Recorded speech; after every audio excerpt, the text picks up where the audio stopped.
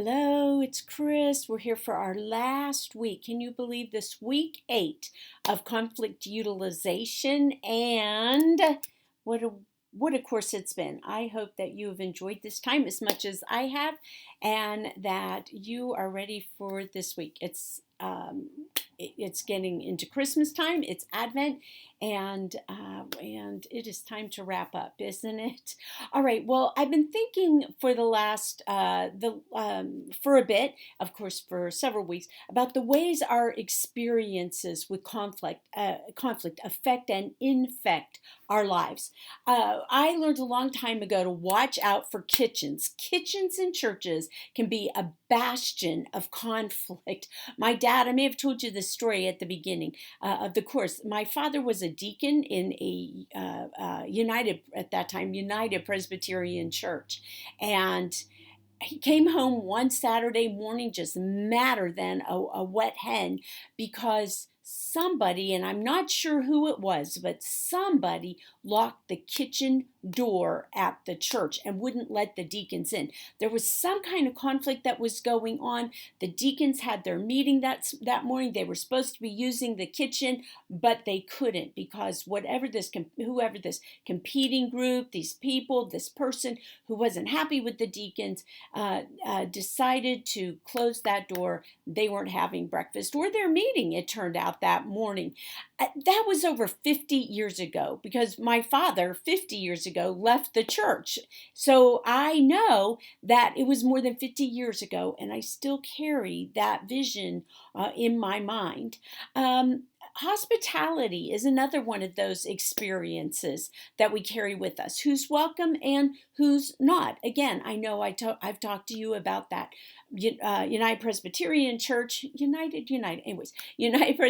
Methodist Church in the Lakewood Heights neighborhood of Atlanta, and how we had Ku Klux Klan members in that congregation, bona fide. I saw their certificates on their walls. Did you even know they have certificates? Well, at least they did back there in the 80s.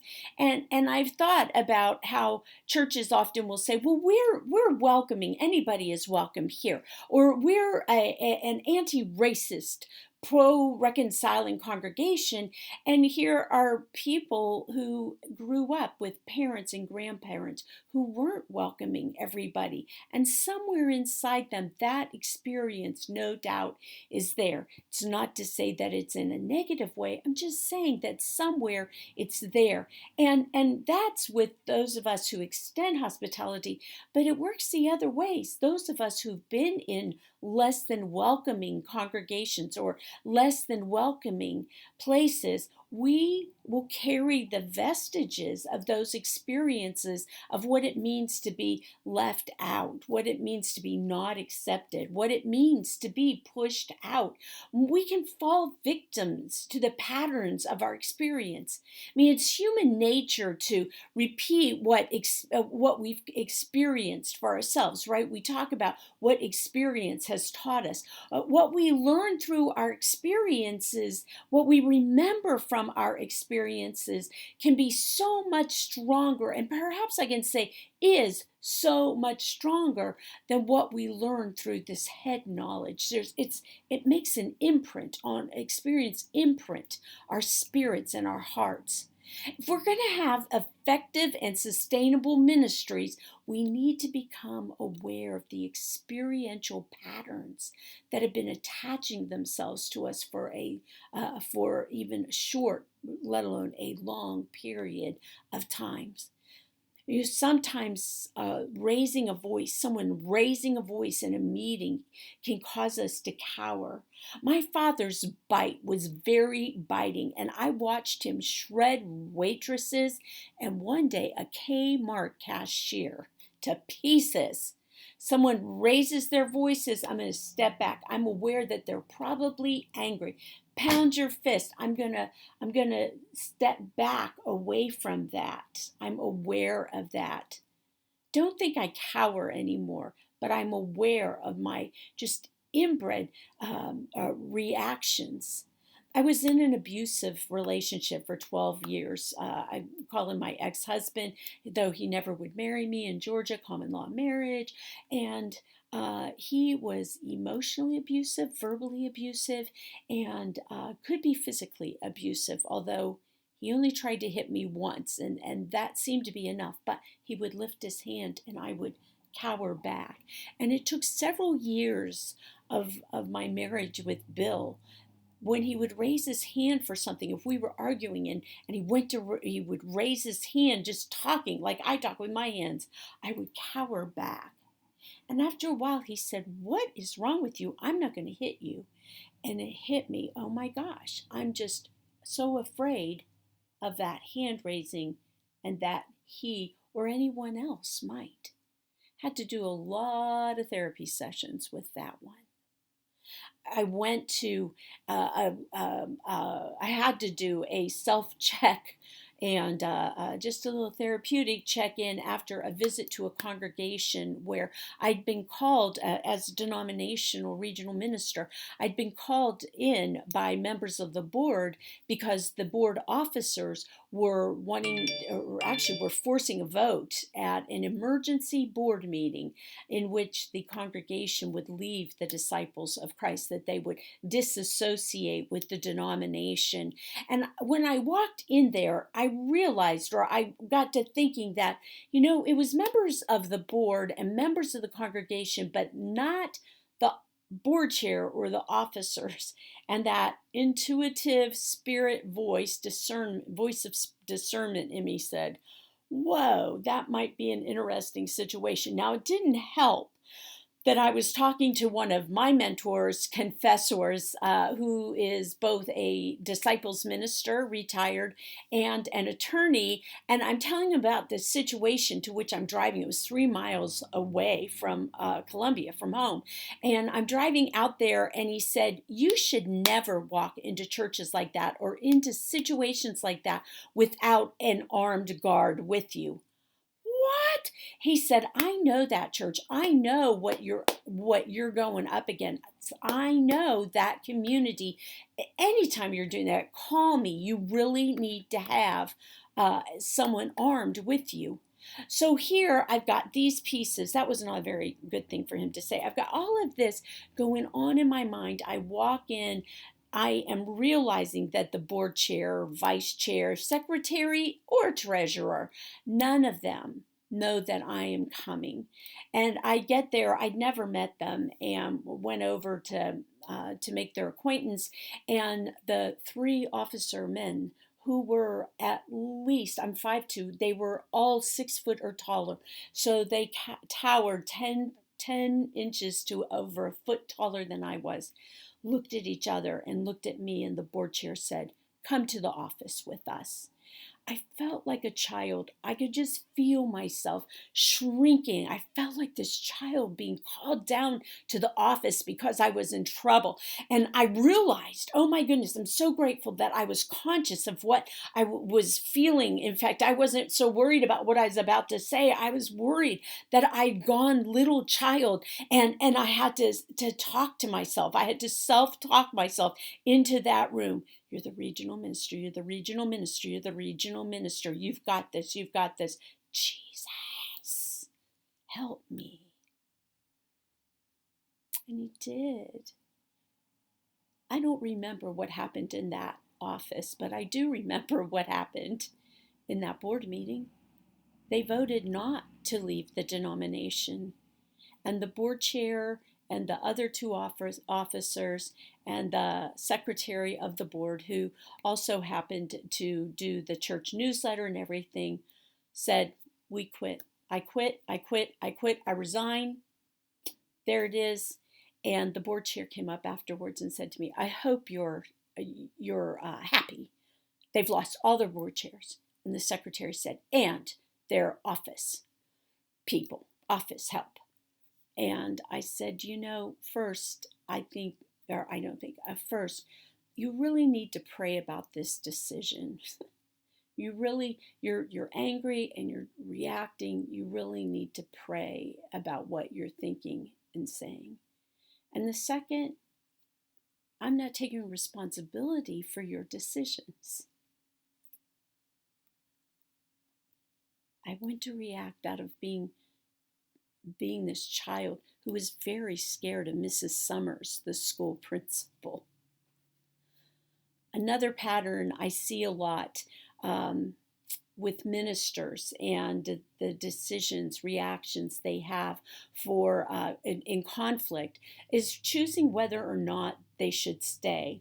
One of the keys with this is to look at what your habits with longevity are, how long you tend to stay in a ministry or in a job.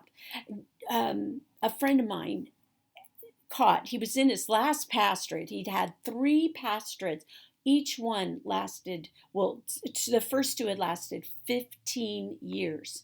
And he got to this 3rd pastorate and he'd been there 14 years. And he's thinking about leaving. Actually, he'd been there 15 years, yeah.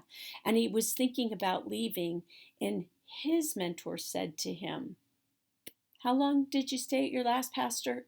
15 years. "How long did you stay at your pastorate before that?" 15 years. He said, "Are you leaving because you've been there 15 years? Or is it time for you to leave?"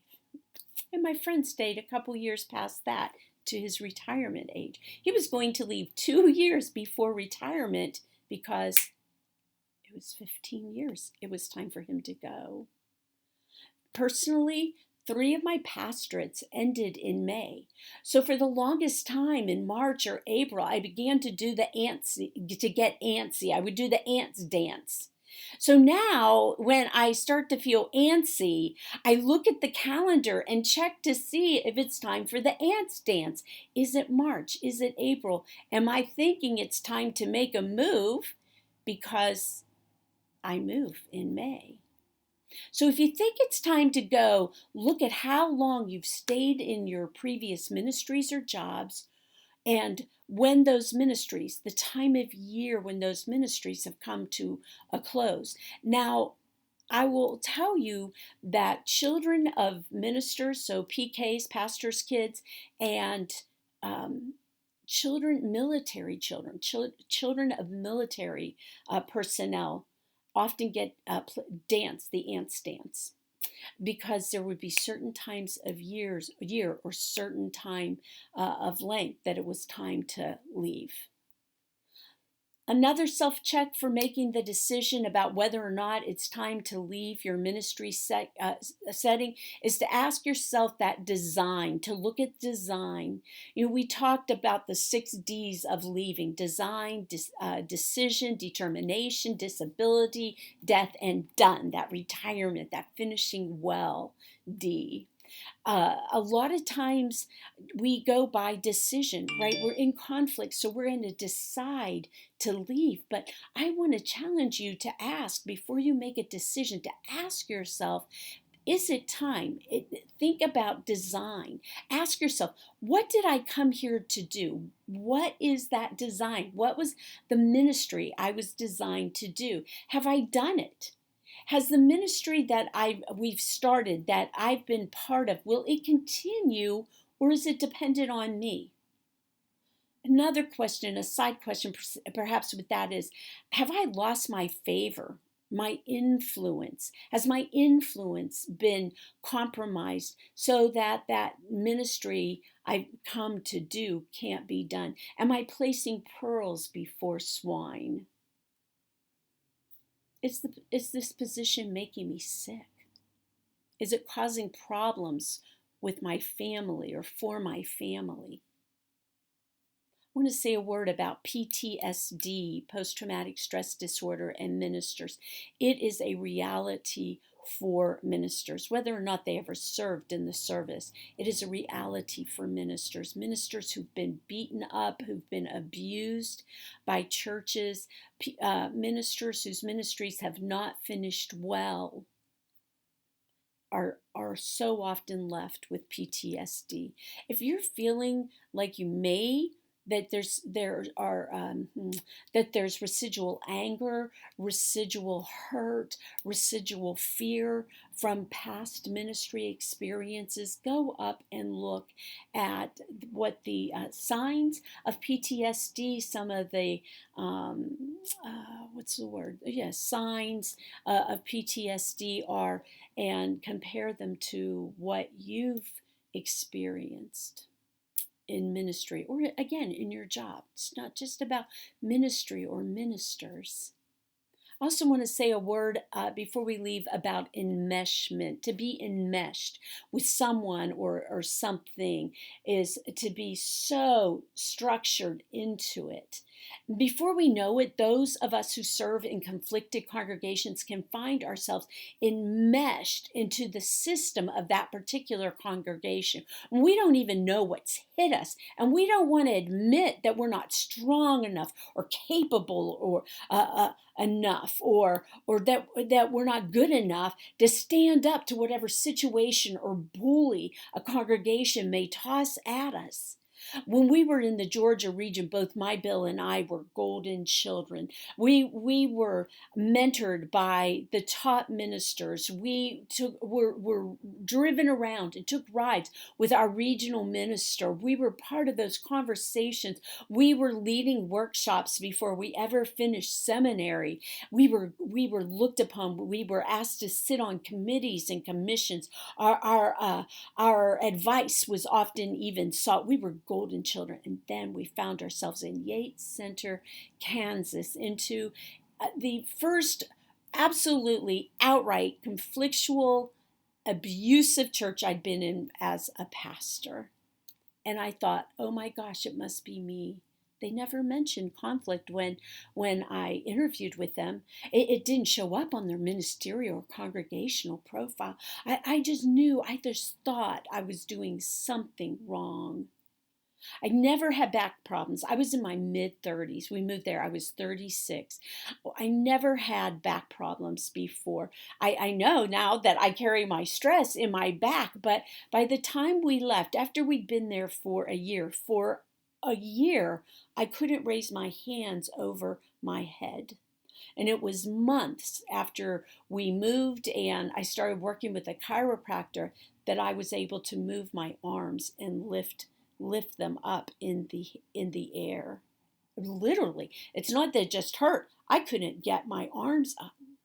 When I pastored at the Bellevue Christian Church, another one of those conflictual congregations and abusive congregations, I realized that after I left, that I don't know for how long I'd been waking up with fingernail impressions in my fist, that I was sleeping with my fists clenched to where it was leaving fingernails in my hand. And I remember waking up one morning and realizing I didn't have that, and my hands weren't all tensed out. And I called my mentor confessor and said, oh my gosh, I've had nail marks in my hands for so long, like stigmata in my hands. You know, some of us stay in these abusive and conflicted congregations because we're codependent. We think that we can fix people without realizing or remembering that we can't, and that a lot of these people need their own therapists, need their own confessors, and we forget that we can't make people think or do anything, and that we cannot make sick people healthy. Other reasons that ministers stay in a conflict-ridden congregation is because some of us have a martyr complex. Remember those patterns? Well, some of us think we're supposed to be abused. Some of us think it's okay to be abused. Some of us stay because we have a savior complex. You know, I've been saying for these last few years, when I always knew I had kind of a savior complex. I learned earlier that I didn't have I couldn't walk on water, but the savior complex was still there. And then I was a little healthier, and I was able to say, oh my gosh, I'm not Jesus, and I can do crazy good enough on my own. I don't need to do other people's crazy. And today I say, I'm not Jesus and I don't do other people's crazy because I'm crazy enough on my own. And some of us stay because we're so desperate for a family.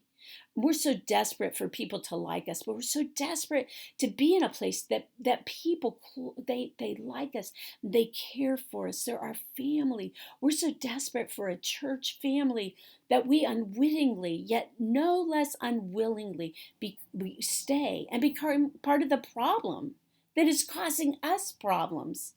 Remember, we wouldn't, or my goodness, we shouldn't. If you're in one, get out. We shouldn't stay in an abusive marriage.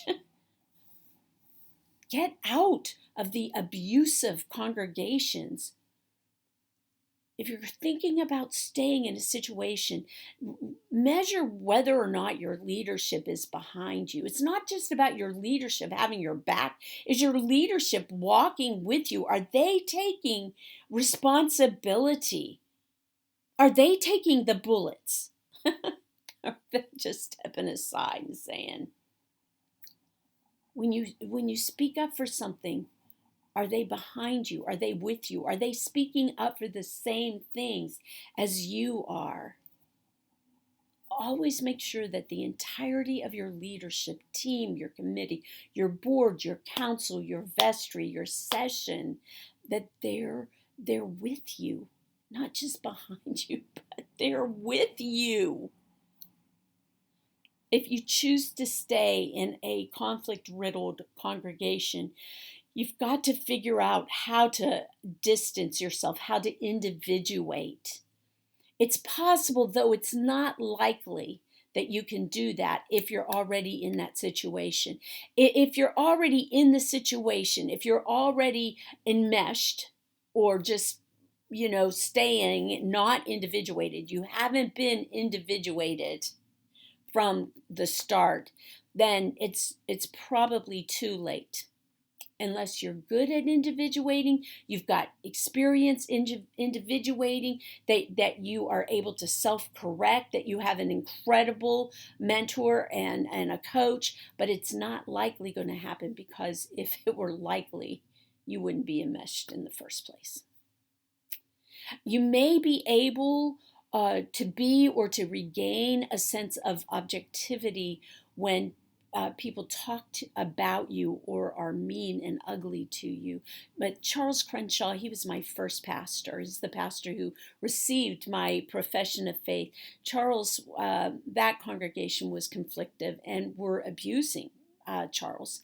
And he said, Chris, it doesn't matter how old you are. It always hurts when people talk behind your back. From the start, a healthy minister can remain objective and distant with the right support. But just remember, it's hard, if it's not impossible. I'm not sure it's not impossible to be objective when you're subjective. Yourself is being beaten up. To do that, you're going to have a good mentor, a great mentor, and an incredible coach with whom you can meet monthly, with whom a mentor you can call each week, a coach with whom you meet monthly, with whom you have an arrangement that lets you call in an emergency. But choosing to stay in a sick situation does not constitute an emergency. You need a mentor and a coach who knows how to be individuated themselves, who isn't enmeshed in a situation, in a relationship. Someone who demonstrates individuation. You need a mentor, a coach who's objective. Someone you've given permission to speak truth into your life. Someone who doesn't have, what's that word? I don't know, doesn't have an investment. It's not the phrase I was looking for, but isn't self-invested in your situation. In a way, I like to think about my coach as someone I can test hypotheses against. That I think, remember, I'm a strategist, so I can think these are the steps, these are the pieces, and if this happens in this and this and this and this. And then I have this hypothesis, and I'm able to test that out with my coach. Got to have an awesome mentor. And you may have to work with a therapist. In fact, if you've never worked with a therapist, get one.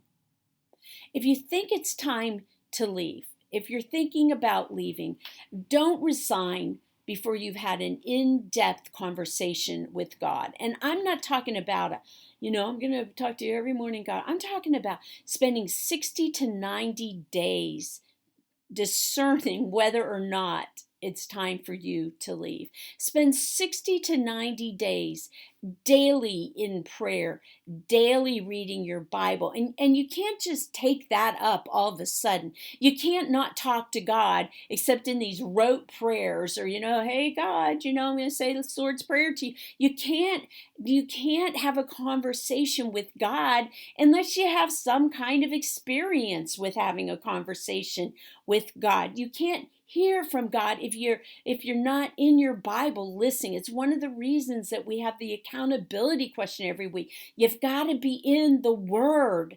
You've got to have an ongoing conversation. You can't just call out of the clear blue and expect to have the quality of conversation or to recognize God's voice that you'd have otherwise. You've got to spend 60 to 90 days in prayer, seeking God's heart for you, seeking God's heart for the congregation, but you need to get away and spend that God time to discern His heart, to hear and recognize His voice and what He's trying to say to you. You can't just say, God, is it time for me to leave? You got to say, go along those lines. Is God, I'm just feeling this push. Is this your way? Are you telling me to leave? I need some kind of a sign. I need some kind of an assurance, a reassurance. I need some kind of a confirmation from you. Journal. What are you hearing? Ask Him in a journal. Take retreat time. I think we talked about this before. You need to take at least a day of retreat every month. Retreating, getting out away from other people. You've got to work out how you can spend one weekend by yourself on top of that. About 30 to 45 days in. If you can't do it at the beginning, time to just step away, to commit yourself to this time that you're about to spend, this next 60 to 90 days. Try to get that weekend retreat in, at least a one-day retreat, but preferably a weekend. About 30 to 45 days in, another weekend or your first weekend by yourself or with you and God. And then towards the end of this time, 90 days, I really want you to think 90 days, unless you're about to literally be crucified or things have escalated and it's dangerous, right? Abusively, physically dangerous for you to stay. But towards the end, or so towards that end, take that time to get away, to discern and really confirm as much as you can confirm these things, that what you think you've discerned is what God is really asking you to do. You've got to go somewhere where you won't be disturbed, somewhere where you can have silence. Look for Catholic retreat centers. They just have this charism, this spirit with them, one that's held in prayer. Avoid church campgrounds. They hold on to all that energy of camp. Take only your favorite Bible, of course your clothes and your toiletries and whatnot, but take only your favorite Bible and a journal. And don't take the Bible that's on your phone. You need a physical Bible. Take your favorite one. If you've got a favorite one that you've written in a lot, take that. It's hard. It really is hard, but you can do this.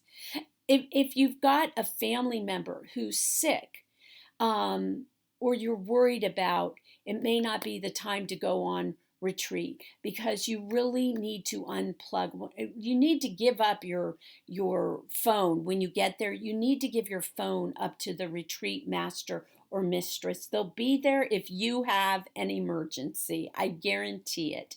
But you also, I know people say, well, I have to call my spouse every night and say good night. It's 2 days, hopefully 3 days. You get there on a Monday, you spend Monday night, Tuesday night, you leave afternoon on Wednesday, right? Kind of 3 days. Get there early Monday. Go up there early Monday, spend Monday night, all day Tuesday, and then leave after lunch or towards supper time. You don't need to be calling anybody. And trust me, I have done retreats for I don't know how many times, dozens of times. And my Dr. Bill just knows he's not going to hear from me during the time of silence. When I'm about to go into the silent place, into silence, I call him to tell him I love him. It's time. I'll talk to you in this many days. If it's an emergency, make sure you've told your family, of course, where you're going to be, how to reach the center. There's always, at a retreat center, there's always an emergency number that can be called. Give them that number. They'll be able to get in touch with you if they have to. And stay off your computer. All right. To summarize, the decision to leave needs to happen in an ongoing conversation with God. That conversation, that decision that you're going to make needs to happen within a conversation with God. We should never make decisions, particularly important ones, without consulting God, right? Is this really your life, or is it God's? To whom do you belong? Check in on your aunt's dance card. Check the months, check how many years. Do an emotional mental check-in. Ask yourself some questions. Some of them I've already mentioned. Have I completed my work? Is it time by design for me to leave? Am I capable of completing the work Jesus sent me to do here? Is this position making me sick? Is it affecting my family? Is it making my family sick? Is it affecting the quality of my family life? Why am I staying? Is that emotionally healthy? Is that an emotionally healthy thing to do? And where's my calendar? Because I need to schedule a retreat. Let me go over those one more time. Ongoing conversation with God. Check in on your aunt's dance card for the month and the year, longevity. Do a mental, emotional health check-in. How am I doing emotionally? How's my mental health right now? Is that affecting my ability to make good, healthy decisions? Do I need to get in touch with my or a therapist or my physician? Physicians, trust them to refer you to a good therapist if you don't have one. And ask yourself those questions. Have I completed my work? Am I capable of completing the work Jesus sent me here to do? Is this position making me sick? Is it affecting my family? Is it affecting the quality of my family life? Why am I staying here? Is that an emotionally healthy thing to do? And of course, where's my calendar? Because I need to schedule a retreat for just a little one-on-one time with God. Now, I know a lot of ministers that spend more one-on-one time getting away with their spouse than they do getting away with God. Before I leave you, I want to remind you about your final assignment. The guidelines for that are up there on this page where you found this you found this VidLecture so you can see them. Of course, let me know if you have questions about that. It's very complete instructions, tells you all the points that you need to include. This week I've got a couple questions for you, including any last questions or thoughts that you would like to share about conflict. And I want to remind you in those, when I ask that question, and if you respond with questions, the rest of us, I know a lot, and I have some expertise, but some of you have expertise in these areas too, and you've been learning and you have perspectives. So don't be afraid to chime in there. These aren't questions just for me. This is one of the ways I'm going to see how you're integrating the information that you've been learning, how well you are doing with this information. Are you able to teach it to others in a way? Because that's what you're going to have to do with your congregations. Lead them along. Teach them too. All right. That is all I have for you. Oh my goodness, that is all. Is that enough? Take care.